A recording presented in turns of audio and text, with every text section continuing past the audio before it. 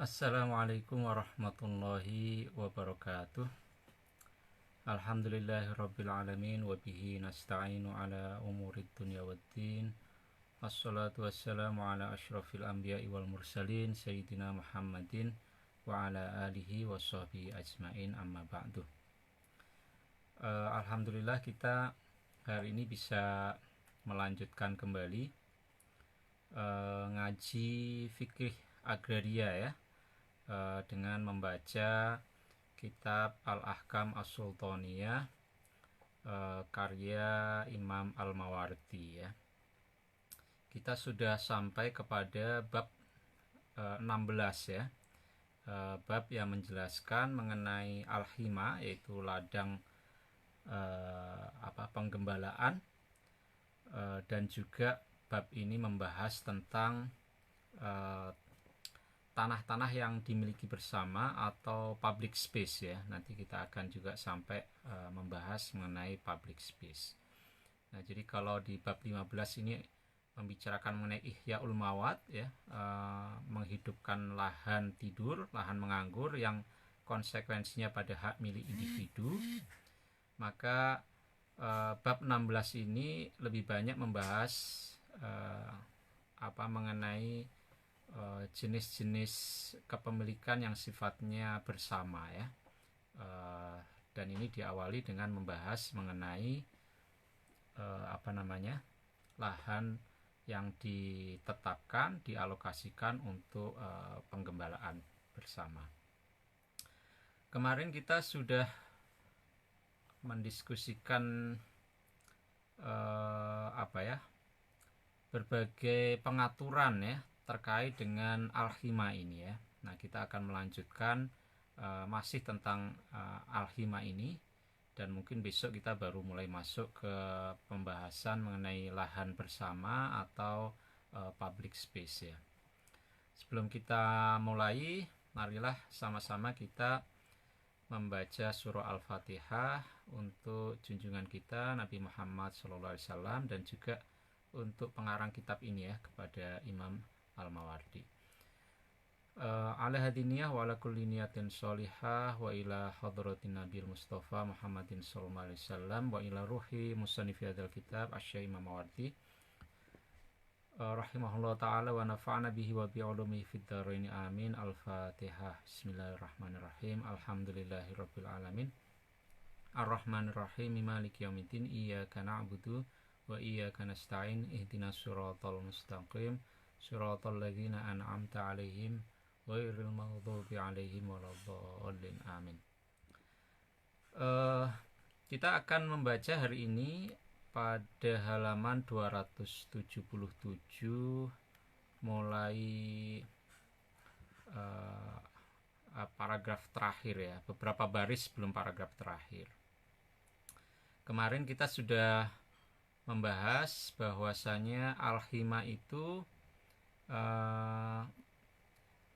dari sisi penerima manfaatnya itu bisa beberapa kemungkinan. Bisa saja penerima manfaat ya dari al-hima itu adalah siapapun tanpa ada batas ya. Jadi siapapun yang punya hewan ternak bisa menggembala di hima itu ya.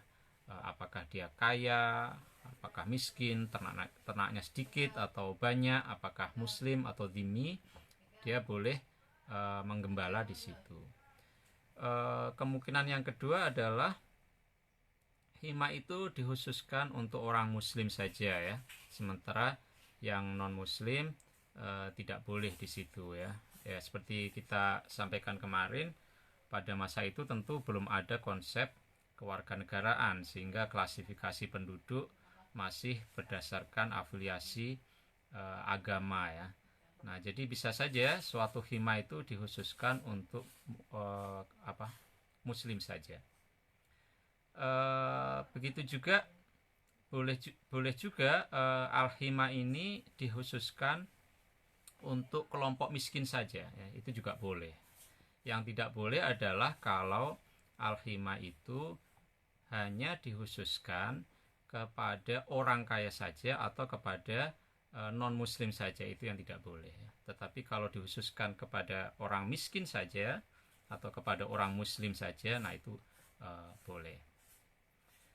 Yang menarik juga adalah di dalam bagian ini Imam Mawardi kemarin sudah kita bahas, menyatakan bagaimana jika hima itu over capacity ya, jadi dia sudah tidak bisa menampung lagi hewan ternak yang terlalu banyak digembalakan di situ ya, dan kalau ini diteruskan pasti akan overgrazing ya, jadi rumputnya akan habis dan himanya akan rusak ya, jadi di luar kapasitas yang mampu ditampung oleh hima itu. Nah, menurut Mawardi dalam hal demikian maka pertimbangan mengenai daya tampung hima itu harus lebih diutamakan, sehingga populasi ternaknya itu harus dikurangi supaya himanya tidak rusak ya. Dan siapa yang kemudian harus dikurangi ternaknya menurut Imam Mawardi adalah orang-orang yang kaya. Jadi peternak yang kaya lah yang kemudian harus mengurangi ternaknya itu, sementara peternak yang miskin justru harus dijamin tetap berada di sana. Nah, jadi dengan pandangan semacam ini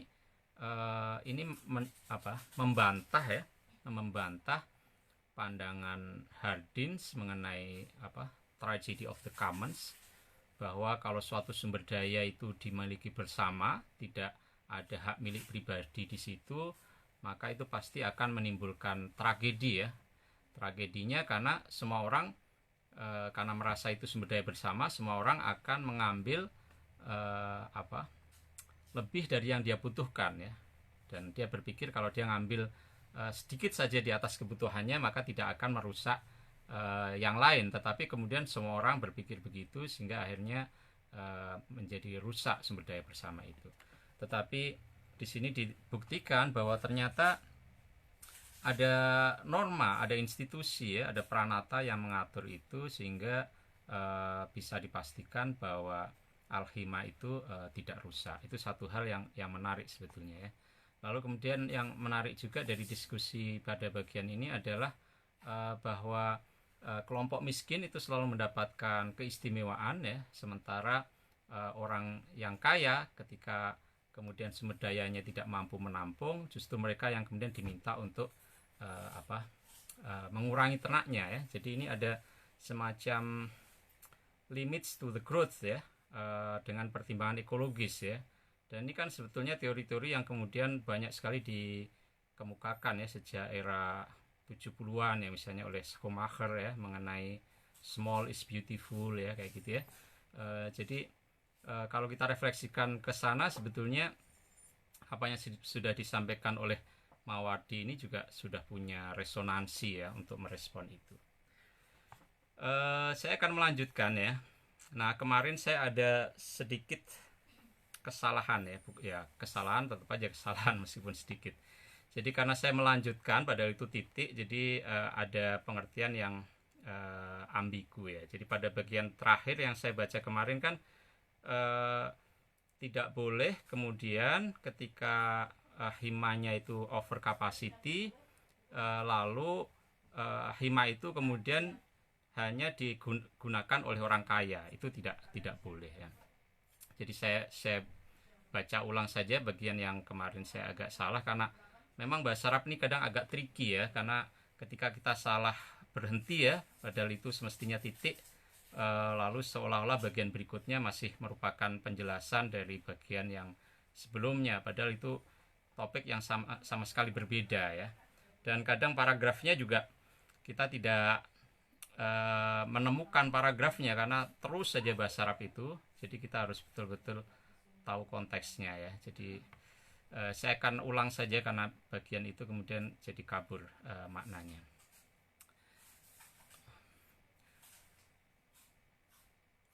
Walau dhoko ya, bismillahirrahmanirrahim. Walau dhoko, dan jika sempit ya, artinya jika sudah tidak mencukupi lagi, sudah over capacity. Al-hima al-amu, hima yang eh, penerima manfaatnya ya, orang yang bisa memanfaatnya itu adalah umum, tidak ada pembatasan ya di dalam hima itu. Jadi dia tidak dikhususkan untuk orang miskin saja misalnya ya. Jadi dia bisa dimanfaatkan oleh siapapun, tapi kemudian populasi ternaknya menjadi terlalu banyak sehingga dia tidak lagi mampu menampung. Anjami inasi dari semua orang ya yang menggembala di situ. Maka lam yajus tidak boleh ayah taso untuk mengkhususkan mengkhususkan diri bihi, artinya memperoleh keistimewaan ya, memperoleh kekhususan bihi dengan hima yang sudah over capacity itu, agnia uhum, orang-orang yang kaya saja di antara mereka. Jadi kalau sudah sempit, tidak bisa kemudian orang yang kaya saja yang kemudian memperoleh keistimewaan di situ gitu ya. Nah ini kan bertolak belakang dengan kondisi yang sekarang ya.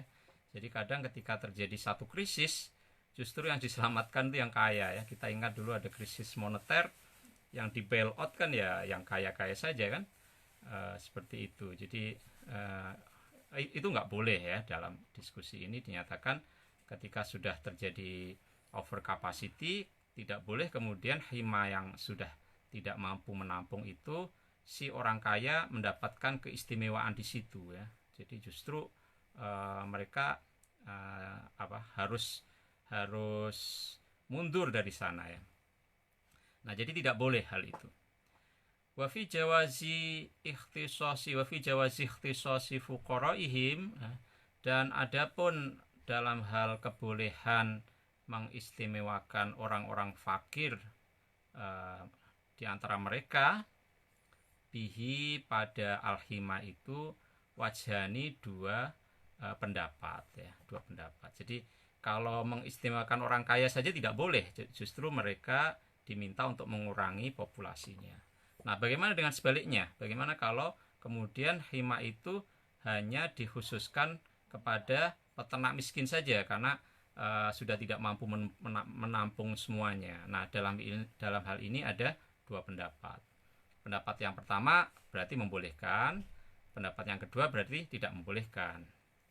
Nah, kalau yang membolehkan berarti supaya populasi ternaknya berkurang, maka ternak orang-orang kaya ini dikeluarin dari situ. Dan kemudian hima itu hanya dimanfaatkan khusus oleh orang miskin, oleh peternak miskin. Tapi bagi yang tidak membolehkan, berarti jumlah ternaknya itu dikurangi, tapi bukan berarti orang yang kaya, peternak kaya tidak boleh ada di situ gitu ya. Jadi cuman sebagian saja ternak di antara orang kaya itu yang dikeluarkan, tapi mereka masih tetap bisa di sana. Nah, bagian ini sebetulnya sudah selesai di situ ya, titik ya. Sementara bagian berikutnya ini sebetulnya paragraf baru ya, itu topik baru. Nah, kemarin saya melanjutkannya sehingga seolah-olah bagian berikutnya ini merupakan penjelasan dari wajhani ini ya, dua pendapat ini. Padahal itu berhenti di situ. Nah, sekarang kita masuk ke topik baru. Nah, topik baru ini adalah mengenai mengenai satu kasus di mana lokasi yang dulunya al-hima ini kemudian hendak dijadikan, dikonversi menjadi lahan pertanian ya. Jadi dari tata gunanya hendak berubah dari semula padang penggembalaan menjadi lahan pertanian, itu dari sisi tata gunanya. Lalu dari sisi tata kuasanya berubah dari yang semula the commons ya, dimiliki secara bersama-sama menjadi dimiliki secara pribadi ya, karena kemudian hima tadi dibuka, diproduktifkan, dikonversi menjadi lahan pertanian. Nah, bagaimana jika ada kasus demikian? Nah, ini dibahas oleh Imam Mawardi di sini ya.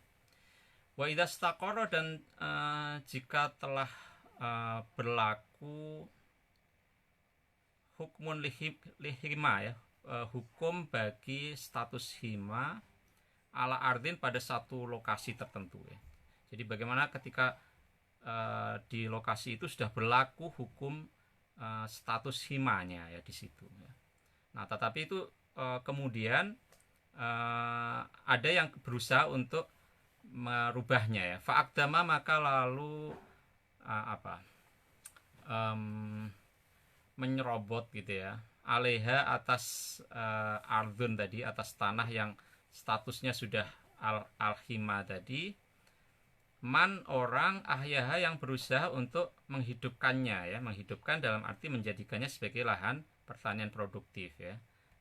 Ini dia ingin melakukan prosedur seperti pada bab 15 ya, melalui Ihyaul Mawat itu ya. Di sana ada 3 syarat untuk kemudian lahan yang semula mawat ya, itu kemudian bisa diproduktifkan dan kemudian punya konsekuensi menjadi hak milik pribadi. Nah, ini ada orang yang ingin melakukan prosedur itu, tetapi di atas lahan yang sebetulnya sudah pernah ditetapkan, sudah istaqorro ya, itu sudah statusnya sudah hima ya. Wanakodo dan merusak ya, hamaha status himanya ardun tadi itu, tanah tadi. Nah, bagaimana jika ada kasus demikian ya? Nah, ini ada tafsil ya, ada satu perincian ya, ada berbagai kemungkinan ya yang kemudian dijelaskan oleh Imam Mawardi. Ro'ya maka dipertimbangkan, dilihat dulu ya, dipertimbangkan dulu al-himah itu ya. Jadi kalau ada kayak begitu, kejadian begitu, maka kita perhitungkan dulu status himanya tadi.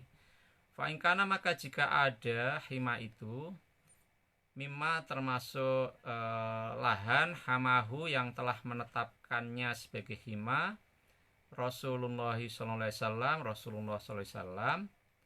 karena maka ada al-hima itu ya, sabitan tetap valid ya. Jadi kalau lokasi itu adalah hima yang dulu penetapannya sebagai hima dilakukan oleh Rasulullah sendiri waktu beliau masih hidup, maka status himanya itu tetap berlaku, tetap valid ya. Wal ihya'u dan ihya dan upaya menjadikannya lahan produktif itu batilan, batal ya, tidak sah ya. Jadi himanya tetap berlaku, sementara upaya orang untuk melakukan 3 syarat di dalam menjadikan lahan itu menjadi lahan produktif itu dinyatakan tidak sah, batal ya. Wal muta'arid adapun orang yang bertanggung jawab li ihyaihi pada upaya menghidupkan lahan tadi itu mardudan ditolak. Jadi klaim bahwa dia sudah melakukan ihyaul mawat itu ditolak karena ini adalah hima yang sudah ditetapkan oleh Rasulullah sendiri bahwa itu dijadikan sebagai hima ya. Masjuron dan juga dia diperingatkan ya, diperingatkan ya, bukan hanya klaimnya ditolak tapi dia ditegur ya. La siyama apalagi idza kana jika ada sababul hima, sebab status himanya itu bagian tetap berlaku. Jadi himanya masih dimanfaatkan ya, sebagai padang rumput, padang penggembalaan banyak orang. Jadi tidak ada kondisi yang kemudian menyebabkan lokasi itu tidak bisa berfungsi lagi sebagai padang rumput gitu ya. Jadi sebab bagi status dia sebagai hima itu tetap eksis ya, bagian ya. Li'anahu karena sesungguhnya laya juzu tidak boleh ayu arido untuk menentang hukma Rasulullahi, hukumnya Rasulullah SAW binaqdin, baik dengan merusak status hima yang sudah ditetapkan ya oleh Nabi, wala ibtolin dan juga tidak boleh membatalkannya ya. Jadi kalau hima itu Nabi sendiri yang menetapkan, maka itu tetap berlaku gitu ya. Wa ingkana, nah ini situasi yang berbeda. Wa ingkana dan jika ada hima yang dibuka tadi itu min himal a'immati, termasuk hima yang ditetapkan oleh para pemimpin ba'dahu setelah Nabi ya. Jadi kalau himanya bukan Nabi yang menetapkan tetapi para pemimpin setelahnya, misalnya Khulafaur Rasyidin ya, atau khalifah yang lain setelah itu lagi, Fafi iqrari ihyaihi, maka di dalam mengakui kegiatan ihyaul mawat tadi itu, apakah ini mau diakui atau tidak, itu qaulani, ada dua pendapat ya. Jadi kalau status himanya Nabi sendiri yang menetapkan, maka itu tidak bisa dibatalkan ya. Itu yang pertama. Tapi kalau itu ditetapkan oleh para pemimpin setelah Nabi, maka ada dua pendapat. Ahaduma, adapun yang pertama, layu koru itu tidak diakui ya. Klaim ihyaul mawatnya tadi itu tidak diakui. Wayajri, dan berlaku alaihi, atas himanya para pemimpin setelah Nabi tadi itu, al-hima, berlaku sebagai hima, kaladhi, sebagaimana hamahu, yang dinyatakan sebagai hima Rasulullahi oleh Rasulullah SAW. Jadi himanya para pemimpin setelah Nabi ini statusnya sama dengan himanya Rasulullah. Kenapa? Li'annahu, karena hima yang ditetapkan oleh para pemimpin setelah Nabi itu hukmun, ketetapan ya, ketetapan hukum, keputusan atau kebijakan gitu ya, kebijakan nafadho, yang telah berjalan ya, telah dijalankan, telah dilaksanakan bihakin, dengan landasan yang benar, dengan cara yang benar. Jadi tidak ada alasan kemudian untuk menganggap hima yang ditetapkan oleh para pemimpin ini tidak memiliki kekuatan seperti halnya hima yang ditetapkan oleh Rasulullah gitu ya. Nah, ini pendapat yang pertama ya. Jadi tetap tidak boleh ya, kalau ada orang yang membuka lahan di lokasi hima. Wal qaulu tsani, adapun pendapat yang kedua, ini ada pendapat yang berbeda. Yuqarru, diakui, al-ihya'u, kegiatan membuka lahan tadi ya, ihyaul mawatnya tadi diakui. Jadi kalau itu diakui, berarti lahan yang sudah dibuka tadi kemudian beralih menjadi lahan pertanian dari sisi tata gunanya, lalu kemudian hak miliknya juga berubah ya. Kemudian dari kegiatan ihyaul mawat tadi berkonsekuensi pada timbulnya hak milik pribadi ya, yang itu dimiliki oleh orang yang membuka lahan tadi. Nah, ini tentu saja ada syaratnya ya, dan pada bab 15 kita sudah mendiskusikan 3 syarat di dalam kegiatan membuka lahan menganggur itu. Wayakunu, dan ada hukmuhu, hukumnya ihyaul mawat, asbata, lebih kuat ya, lebih kuat, minal hima, dari hima ya. Jadi aktivitas ihyaul mawat itu punya akibat hukum yang jauh lebih kuat daripada al-hima ya. Ini pendapat yang kedua. Kenapa? Nah, ini karena bersandar hadis Nabi litasrihi Rasulillah SAW, karena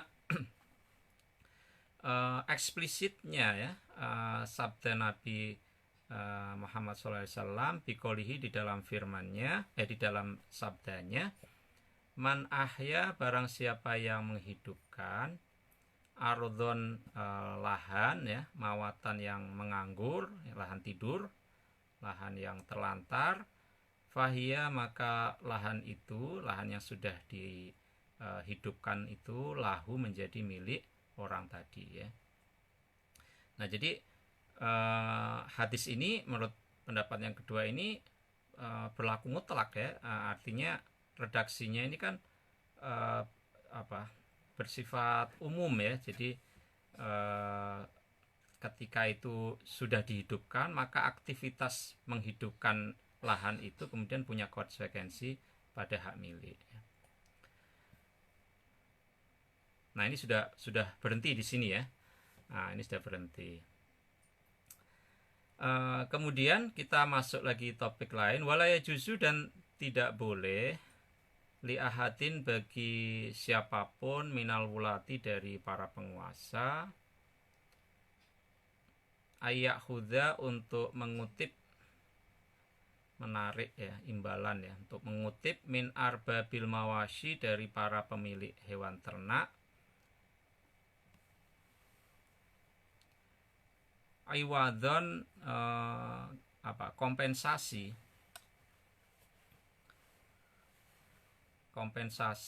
anmaro imawatin, dari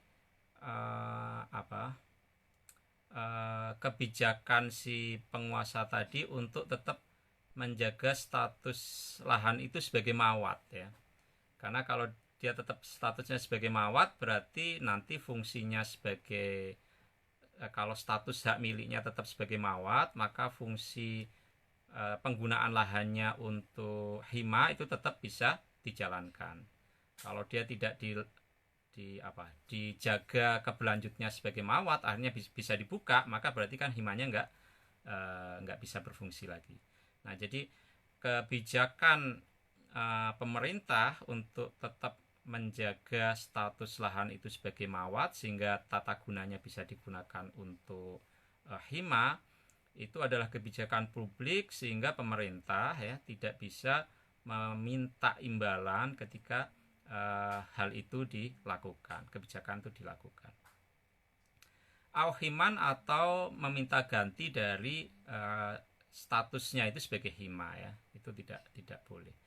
Liqauli Rasulillahi SAW, karena sabda Rasulullah SAW, al muslimuna, adapun orang-orang muslim, syuraka'u itu bersyirikat ya, artinya memiliki hak bersama, fi salasin, di dalam 3 hal ya. Fil ma'i, di dalam air, wan nari, dan api ya, kalau kita terjemahkan sekarang berarti energi gitu ya, wal kalai, dan padang rumput. Nah, karena ini menjadi hak milik bersama, maka ya tidak boleh siapapun untuk kemudian mengklaim dia bisa minta ganti rugi ya, kompensasi atas aktivitas penggembalaan yang dilakukan di situ. Nah, ini sudah selesai bagian hima ya. Kita dalam 3 kali pertemuan kita sudah menyelesaikan bab hima. Kita lanjut sedikit sekarang kepada pasal yang baru, dan pasal ini sebetulnya membahas mengenai lahan-lahan yang penggunaannya itu bersifat publik ya, penggunaannya bersifat publik, atau ruang ya, ruang yang penggunaannya itu bersifat publik ya, bisa tanah atau bisa ruang ya. Itu yang di dalam istilah Imam Mawardi disebut sebagai al-arfaq ya, al-arfaq ya.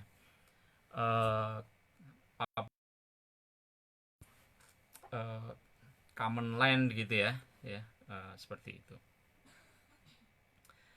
Faslun, inilah satu penggalan tertentu ya, yang merupakan sub dari bab ya, itu namanya fasal. Wa amal arfaku, dan adapun arfak ya, arfak itu tanah bersama atau ruang publik gitu ya.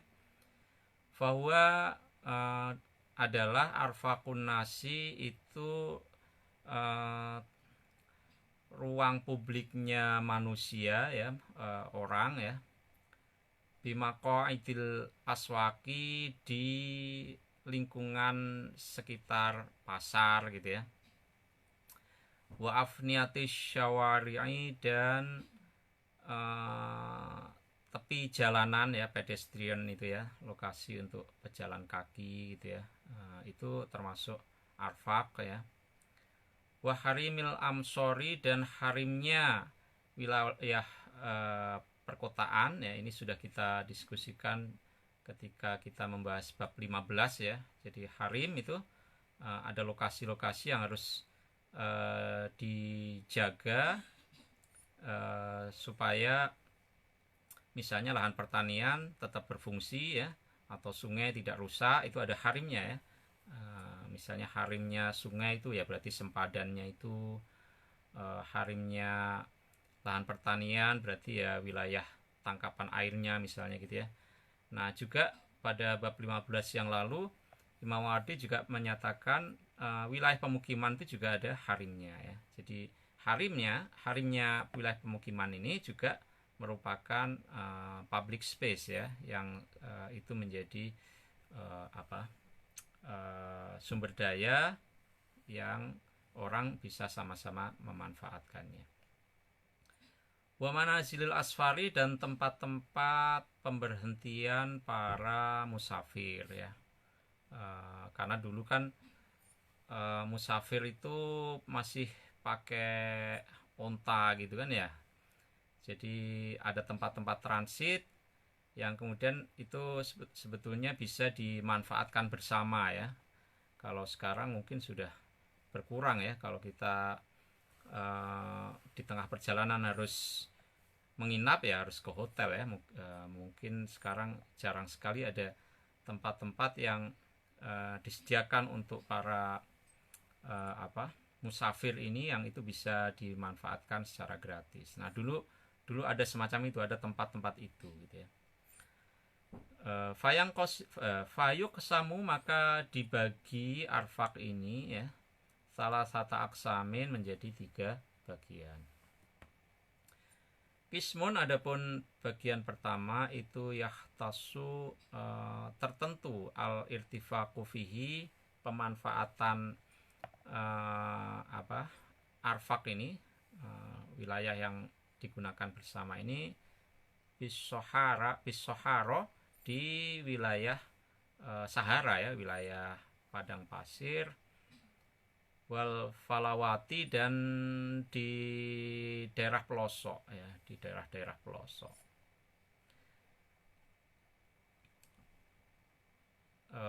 Kenapa ini penting ya, ada tempat-tempat yang bisa dimanfaatkan bersama di Sahara dan di pelosok-pelosok ini kaitannya juga dengan tadi itu, dengan perjalanan para musafir pada waktu itu yang mungkin dia harus singgah di tengah Sahara, di dekat oase ya, dan di daerah-daerah pelosok ketika dia harus berdagang, membawa dagangan dari satu kota ke kota lain. Kan dulu perjalanannya masih pakai onta ya, dengan rombongan karavan itu. Nah, jadi ada tempat-tempat ya di Sahara itu, di mana di situ tersedia air dan segala macam, yang itu memang disediakan untuk para rombongan karavan ini ya. Jadi itu kemudian kenapa ada kategori yang pertama ini ya, yang ya mungkin sekarang fungsinya sudah berubah itu ya. Wakismon, dan bagian yang kedua yahtasu itu tertentu al irtifaku, pemanfaatan fihi di dalamnya, biafniatil amlaki, pada sekitar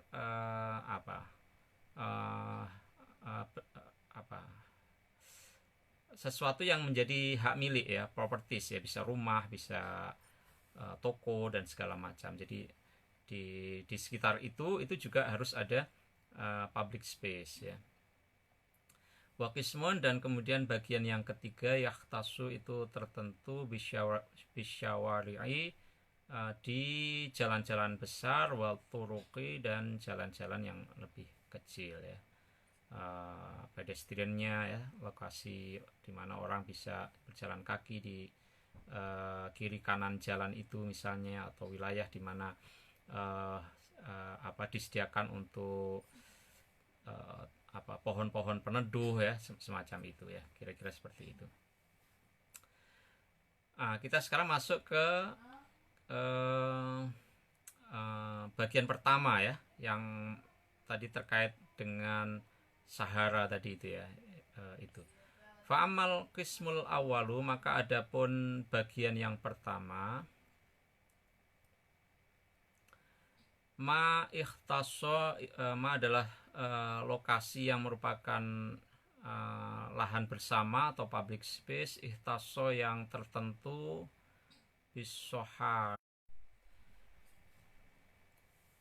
Wahwa, adapun bagian yang pertama itu sesuatu ikhtaso yang tertentu, bisoharo, di wilayah Sahara, wal falawati, dan di wilayah pedalaman ya, di wilayah di pelosok ya. Nah, fakamana silil asfari, maka ini seperti halnya tempat-tempat singgah para musafir ya, karavan ya. Nah, ini tadi seperti yang sudah saya sampaikan, eh, perjalanan mobilitas zaman dulu itu tentu belum ada pesawat ya, tetapi menggunakan unta, kuda dan segala macam itu, dan mereka berombongan gitu ya untuk membawa barang atau tujuan-tujuan yang lain. Dan karena mereka harus melewati wilayah-wilayah Sahara padang pasir gitu yang tidak ada pemukiman ya, nah maka ada space ya, ada tempat-tempat tertentu, titik-titik tertentu yang memang di situ kemudian menjadi tempat singgah ya, yang bisa dimanfaatkan bersama oleh para musafir rombongan karavan itu. Jadi itu merupakan arfak ya, tempat public land ya, common land atau public space gitu ya. Wahululil miyahi, dan tempat di mana ada air ya, ada aliran air di situ, ada pasokan air di situ, mungkin oase dan segala macam itu ya. Jadi itu tidak boleh diklaim sebagai hak milik pribadi ya. Itu di dalam istilahnya Imam Mawardi di sini adalah al-arfaq ya, common land atau public space ya, seperti itu kira-kira. Wadhalika, dan hal ini yang bagian pertama ini dzorbani ada dua macam ya. Ahaduhuma, adapun salah satu dari keduanya itu ayyakuna ketika ada lokasi arfak itu lijtiazis, untuk mempersiapkan perbekalan karavan ya, wastirohatil musafirina, dan untuk tempat beristirahatnya para musafir ya, fihi, di dalam arfak tadi. Jadi salah satu bentuk dari bagian ini adalah ketika arfak itu merupakan lokasi di mana lokasi itu digunakan untuk mempersiapkan perbekalannya karavan. Dia berhenti untuk misalnya mengambil air ya, untuk perbekalannya dia melanjutkan perjalanan, atau juga dia kemudian istirahat di situ. Fala nadhara, maka tidak perlu tidak ada pertimbangan apapun lisultani, bagi penguasa, fihi, pada lokasi ini, libuktihi, karena jauhnya lokasi ini, indahu, dari sultan. Ini kan di Sahara ya, di Sohara wal Falawat ya, di Sahara dan di wilayah pelosok. Jadi kalau istilah kita sekarang mungkin governance-nya dari lokasi arfak yang semacam ini tidak perlu membutuhkan persetujuan sultan ya, karena memang lokasinya jauh ya, dan tidak ada kebutuhan untuk itu. Wal daruratis sabilati, dan karena urgensinya lokasi karena kepentingan mendesaknya si rombongan karavan itu ilahi, kepada lokasi ini ya. Jadi kalau harus menunggu persetujuan sultan ya untuk bisa mengakses lahan ini ya, mungkin keburu kehausan mungkin ya, apalagi sultannya jauh gitu ya. Nah, lantas apa peran sultan di dalam ini? Peran penguasa, peran pemerintah di dalam kaitannya dengan keberadaan public space ya, atau common land untuk tempat singgah ya para musafir dan karavan ini. Nah, walladzi yahtasu, dan adapun suatu yahtasu yang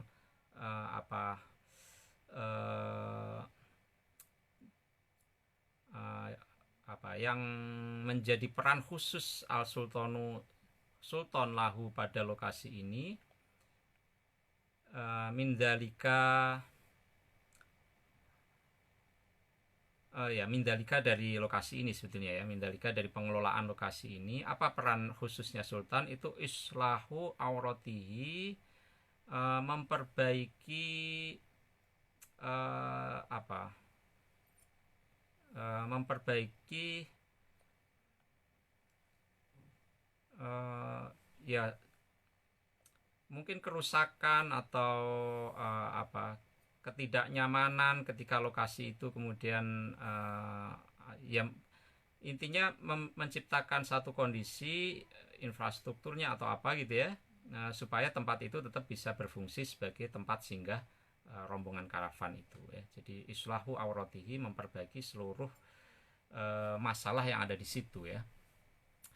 Wa hifdzu miyahi, dan menjaga pasokan airnya. Wa takhliyatu bainan nasi wa bainan nuzulihi, dan mengatur keberangkatan dan kedatangan rombongan yang silih berganti ya. Ini misalnya bongkar muatnya ya, itu ya. Wa tahliyatu, dan mengatur proses bertolak bainan nasi di antara manusia wa bainan nuzuli, dan proses kedatangannya lagi yang rombongan yang berikutnya ya. Jadi itu yang diatur sebetulnya. Tetapi kalau izin untuk di situ butuh izin sultan. Wayakunu, dan ada as-sabiku, rombongan yang datang pertama, karavan yang datang lebih dulu, ilal mangsili, pada tempat al-arfaq ini ya, public space atau common land ini, itu ahaku, lebih berhak, bihululihi, untuk memasuki fihi, di dalam tempat ini, minal masbuki, dari rombongan yang datang belakangan ya. Jadi tentu saja karena tempatnya mungkin tidak bisa menampung semuanya, misalnya dekat oase gitu kan ya, sehingga ya harus bergiliran. Nah, orang yang atau rombongan yang datang lebih dulu, satu rombongan kan bisa puluhan, mungkin bisa lebih dari 100 ya pada waktu itu. Mereka ketika karavan itu berjalan melintasi Sahara kan mereka tidak sendirian, pasti mereka rame-rame ya. Jadi tentu sangat hiruk pikuk sekali, dan itu perlu diatur giliran bongkar muatnya dan segala macam itu. Hatta yartahila, sehingga berangkat rombongan yang pertama anhu, dari tempat tadi. Jadi yang datang lebih dulu lebih berhak dari yang datang belakangan, dan kemudian yang belakangan ini baru dapat hak setelah yang pertama meninggalkan tempat itu. Liqaulin Nabi, karena sabda Nabi Muhammad SAW, Mina, adapun Mina, munahuman, tempat transitnya rombongan, sabako, yang lebih dulu, ilaiha, ke tempat itu, ke Mina itu ya. Jadi tentu Mina ini bukan spesifik lokasinya ya. Nabi waktu itu memang menyebut Mina karena sedang mendeskripsikan atau memberi keputusan mengenai lokasi di Mina, tetapi tentu saja hal ini juga berlaku untuk tempat-tempat singgah para karavan di lokasi yang lain gitu ya. Fa'in warodu, maka jika datang karavan tadi itu ala sawain, bersamaan ya, watanaza'u, dan lalu mereka berselisih, fihi, di dalam tempat arfak tadi, public space yang bisa dimanfaatkan bersama tadi, nudhiro, maka dipertimbangkan, fit ta'dili, ya dengan adil ya, dengan fair gitu ya, bainahum, di antara mereka, mimma, hal-hal, yuzilu, yang bisa menghilangkan, tanazu'ahum, perselisihan di antara mereka ya. Diputuskan misalnya mana yang ternyata paling membutuhkan duluan karena sama sekali sudah kehabisan air, misalnya 2 hari sebelum nyampe lokasi itu, sehingga sudah sangat kehausan ya. Jadi meskipun datanya bersamaan, lalu rombongan ini mesti didahulukan misalnya ya. Jadi semacam itu. Wa kadzalika, dan demikian juga al-badiyatu, suku nomad ya, suku yang berpindah-pindah.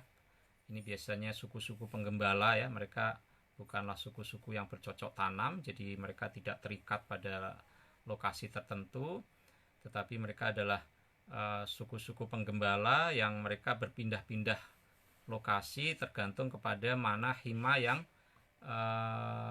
sedang banyak rumputnya gitu ya. Jadi mereka pindah dari satu lembah ke lembah lain misalnya gitu ya. Idzan taja'u, jika mereka menempati ardon, satu lokasi, tolaban karena mencari, lil kalai, padang rumput, wartifakon, dan memberi makan, bil mar'a, pada hewan ternaknya, wantiqolan, dan berpindah-pindah ya, nomad ya, berpindah-pindah, min ardin, dari satu lokasi, ila ukhra, ke lokasi yang lain. Kanu, maka ada suku nomad ini, fima nazaluhu, dalam hal mereka datang di satu tempat, wartahalu, dan kemudian berangkat pindah ke tempat lain, anhu, dari tempat yang semula, kasabilati, itu sebagaimana halnya karavan tadi ya. Jadi karavan kan datang pergi ya, datang pergi gitu ya. Jadi sama juga orang Badui ini, mereka juga datang pergi, hanya saja tujuannya bukan dalam rangka mereka bepergian lain, tetapi tujuannya adalah mencari lahan-lahan yang cocok untuk memberi makan ternak mereka ya, lahan-lahan yang banyak ditumbuhi oleh rumput. La'tirodha, tidak boleh ada halangan, alaihim, atas kaum Badui ini atau suku nomad ini, fi tanakulihim, di dalam perpindahan mereka dari satu lokasi ke lokasi yang lain, waraihim, dan di dalam penggembalaan. Jadi dalam hal ini sama dengan izin penguasa gitu ya, untuk dia memanfaatkan arfak ya, di tempat singgah ya, di dekat oase atau di tempat suplai air ya, meskipun dia bukan oase tapi ada satu lokasi di mana orang menyediakan air untuk bekal perjalanan. Nah itu tidak butuh izin sultan ya, itu merupakan kategori al-arfak tadi ya, public space atau common land tadi, sehingga orang bisa memanfaatkannya. Nah sama juga halnya dengan suku-suku yang nomad ini ya, mereka juga berpindah-pindah, dan dalam hal perpindahan ini mereka tidak perlu minta izin penguasa ya. Nah ini tentu mungkin situasinya akan berbeda ya, ketika suku-suku nomad ini tiba pada satu hima yang ternyata sudah over capacity tadi ya. Nah dalam kondisi seperti itu pasti harus butuh izin, butuh pengaturan dari pengelola hima itu ya. Dan pada pertemuan pertama ketika mulai membahas bab 16 ini kan sudah disampaikan juga bahwa sejak masa Abu Bakar, Al-Hima ini kemudian ada petugas khusus ya, yang ditugaskan untuk bertanggung jawab di dalam mengelola Al-Hima itu. Demikian ya untuk hari ini.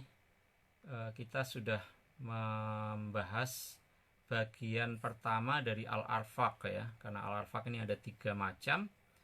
Kita sudah membahas arfaq yang pertama, yaitu yang public space atau common land yang ada di wilayah padang pasir atau di wilayah-wilayah pelosok yang jauh dari pemukiman ya. Semoga bermanfaat. Insya Allah kita lanjutkan ya untuk bagian yang kedua dari Al-Arfaq besok, biasanya sore ya, menjelang maghrib itu. Nah tadi karena cuaca di Bogor tidak memungkinkan, hujan deras, petir ya, dan sinyalnya jelek, jadi kita tunda. Demikian, kurang lebihnya mohon maaf. Assalamualaikum warahmatullahi wabarakatuh.